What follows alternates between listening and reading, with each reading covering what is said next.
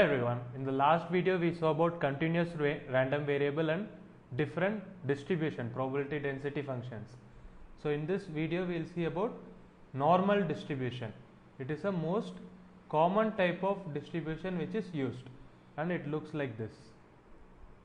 If you draw the probability density function of a normal distribution, it will look like this. This is very commonly used and it is represented mathematically as f of x equal to 1 by sigma root of 2 pi exponential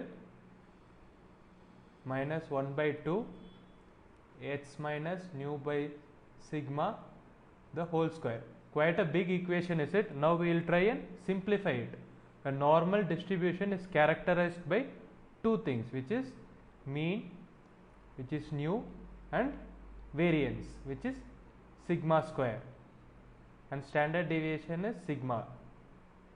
So normal distribution is characterized by these two things and it is represented as n of nu comma sigma square. This is how a normal distribution is represented. Now let us try and see with an example. In the last video also we saw a company was producing burgers and they are telling that the burger weighs about 100 gram. Each burger may not weigh 100 gram, it will be around 100 gram and it will follow some distribution like this. So they are saying that mean is 100 gram and let us say standard deviation, that is sigma, equal to 2 gram. Now we have to find out the probability of a given burger, that is h. H is a continuous random variable which represents the burger's weight. So here it is characterized by nu and sigma square n of 100 comma 2 square. If you try and draw the probability density function for it,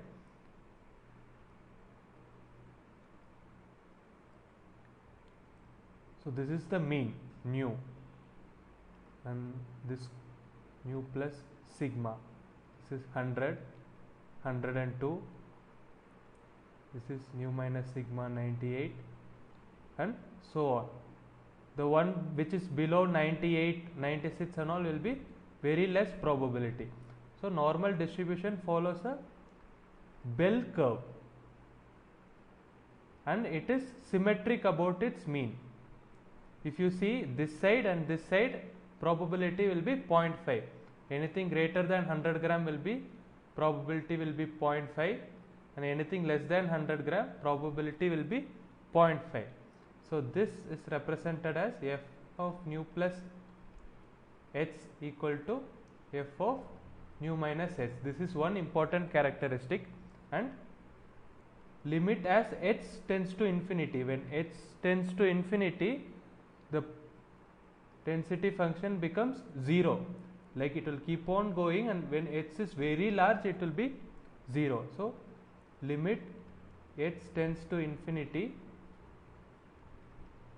f of x equal to 0, and similarly limit h tends to minus infinity on the other side,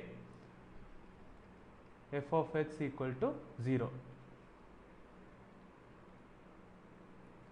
Now let us say you want to find out the probability that h less than or equal to 98 gram for the burger. So it is represented f of 98 equal to minus infinity to 98 1 by sigma root of 2 pi, and sigma was 2 root of 2 pi exponential 1 by 2 h minus mean was 100 nu by sigma whole square dx. Obviously you will be finding it very difficult to solve this, so that is why we have something called standard normal distribution. It is nothing but now you have mean is 100 and variance is 2 square. This you convert into a normal distribution with mean of 0 and standard deviation 1.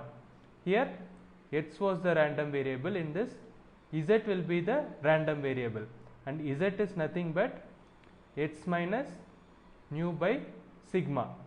So here x is 98, 98 minus 100 divided by sigma, sigma is 2, so it is minus 1. So for a standard normal distribution of mean 0 and variance 1, you have this table. Z values are given and the corresponding probabilities are given. Suppose you want to find out for 0.42, Z is 0.42. So this is the value 0.662757, and in our case we want to find out for minus 1. Here minus 1 is not there, so what to do? It is 1 minus probability of Z equal to minus 1, which is nothing but 1 minus, sorry, Z equal to plus 1. For you have to find out the probability of 1 here, 0.841. So this is what we are looking at, 0.841, which is equal to 0.159. So this is the probability that a randomly picked burger will be less than 98 gram given the standard deviation and mean.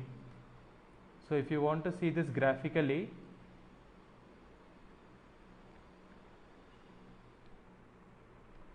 this is 100 gram, this is nu minus sigma 98 gram, this is 102 gram, and so on. So we were interested in finding the probability h less than 98 gram, which is 0.159. If you see any normal distribution, if this is nu plus sigma, nu minus sigma, this is about 68%. This is just for your knowledge, like this area itself is 68%, and anything before the mean totally is 50%, and anything after the mean fully, this is 50%. Now let us see one more problem. This was asked in GATE 2012. They have given the annual precipitation data and telling that it is normally distributed. So they are saying mean is 1000 mm and sigma is 200 mm. Probability that the annual precipitation will be more than 1200 mm. Probability that it's greater than 1200 mm. That is, this is nothing but nu plus sigma. There is no use of writing the full equation and solving it. We can simply see graphically only. So this is nu, which is 1000. This is nu plus sigma, which is 1200, and similarly this side nu minus sigma, which is 800. So we are interested in finding the probability that h greater than or equal to 1200 mm, which is this area. We know that this area is 50%. Anything to the right side of the mean fully is 50%, and this side is 50% because mean is at the center. When we are interested in finding the probability that nu plus sigma, this area is not there. So obviously it is lesser than 50%. So the answer is A, which is less than 50%. If normal distribution table is given, you can convert this into Z equal to h minus nu by sigma, which is nothing but 1200 minus nu is 1000 divided by 200. So in the last sum we saw that probability of h less than or equal to 1 was 0.84. Here you are interested in finding the probability that h greater than or equal to 1. So which is nothing but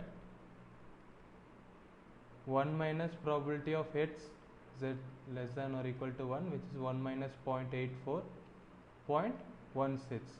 So 16% is the probability that the rainfall will be greater than 1200 mm. Thank you guys for watching the video. To continue watch more videos, please subscribe to our channel.